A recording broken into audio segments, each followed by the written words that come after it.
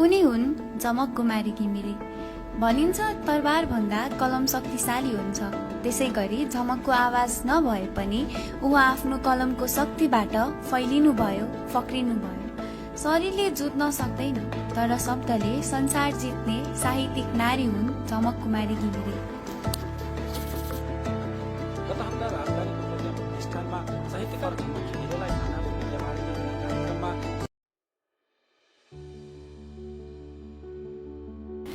यो पोस्टर हाम्रो मनको प्रतिबिम्ब हो, सानो प्रयास हो। अपाङ्ग हुनु भनेको रोकिनु होइन, यो त फरक बाटोबाट अगाडि बढ्नु हो। यी फोटाहरू बोल्दैनन्, तर धेरै कुरा भन्छन्। जीवन सजिलो छैन, तर हार मानेको पनि छैन। मुस्कानभित्र लुकेको साहस छ र आँखामा लुकेको भविष्य छ। यी बालबालिकालाई देखेर त हामीले आफ्नै जीवनप्रति नयाँ दृष्टिकोण पायौँ। हामी उनीहरूसँग कुरा गर्न बस्यौँ। कसैलाई गीत गाउन आउने रहेछ, कसैलाई नाच्न आउने रहेछ, कसैलाई फुटबल, बास्केटबल भने कसैलाई क्यारम खेल्न आउने रहेछ। तब हामीलाई थाहा भयो यो बाल अपाङ्ग टेवा संस्थामा ज्ञान, माया र सिकाइ एकैसाथ हुने रहेछन्। हामीले यहाँ अनेकौँ कथा पायौँ, सङ्घर्षको, आशाको र आत्मविश्वासको। हामी डिसेम्बर 3 वर्ल्ड डिजेबल डे को दिन गएका हुनाले त्यहाँ उहाँहरूको अगाडि सानो प्रेजेन्टेसन पनि देखायौँ। सबैजना उत्साहित भई ध्यान दिएर सुनिरहनु भएको थियो।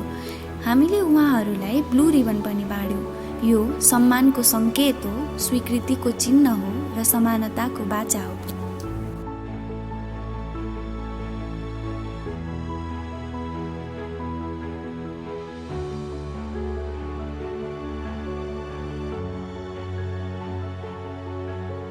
यो आश्रमको हल हो, जहाँ सबैजना सँगै बस्छन्, पढ्छन् र उनीहरूसँगै आत्मविश्वास हुर्किन्छ।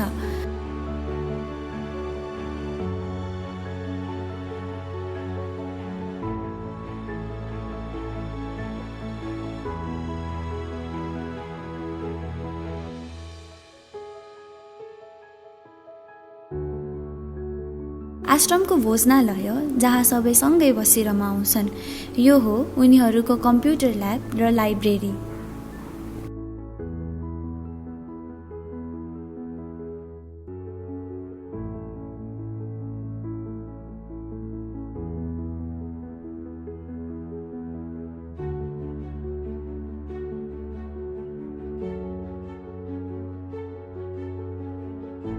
यस बाल अपाङ्ग टेवा संस्थामा WHO को गाइडलाइन्स मानेर व्हीलचेयर पनि वितरण गरिँदै आएको रहेछ।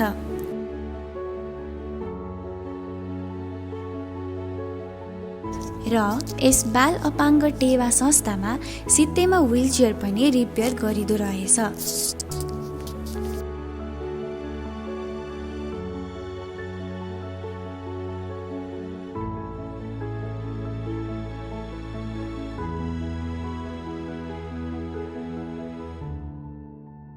यहाँ विशेष गरी अपाङ्ग बालबालिकाहरूको सहजताको लागि चाइनाबाट खास किसिमको जुत्ताहरू पनि ल्याइँदो रहेछ।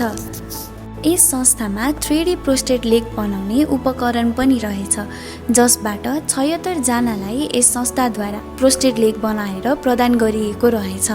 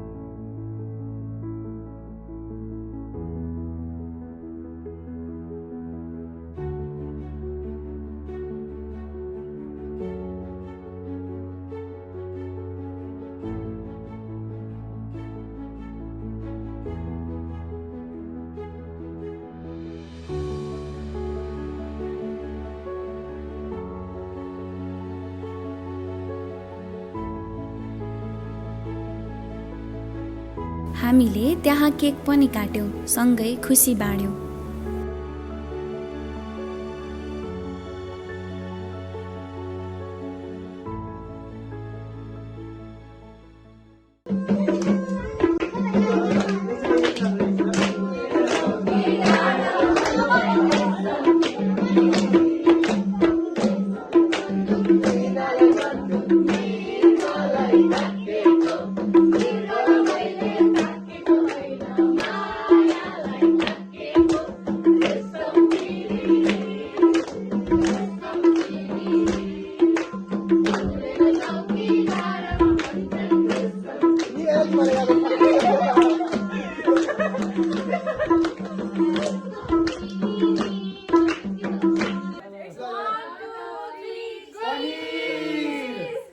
उसले खुट्टा घुमायो तर दिशा होइन। चप्पलले भुइँ छोयो र डरले बाटो छोड्यो। आश्रम जानु अघि हामीले खुब तयारी गर्यौँ। हामी मनदेखि तयारी गर्दैथ्यौँ कसरी ती साना बालबालिकालाई खुसी बाँड्ने भनेर।